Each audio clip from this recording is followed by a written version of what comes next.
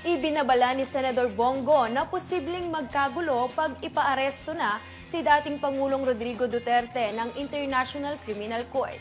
Kaugnay pa rin ito sa gera kontra droga noong kanyang pamamalakad bilang presidente. Kung bakit ihahatid yan ni Raymond Tinasa. Nagbabala si Senator Christopher Bongo na magkakagulo kung aarestuhin si ating Pangulong Rodrigo Duterte kaugnay sa kinakaharap na reklamo sa International Criminal Court kaugnay sa madugong anti-drug war.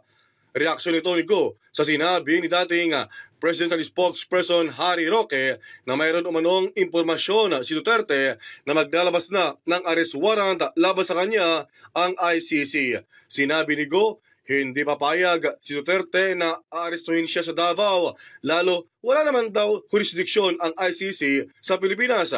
Ayon sa senadora, pinanghahawakan din ng dating Pangulo ang pahayag ni Pangulong Ferdinand Bongbong Marcos Jr. na hindi makipagtulungan ang gobyerno ng Pilipinas sa ICC.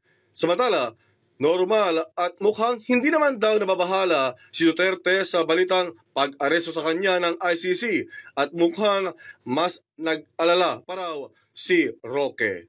And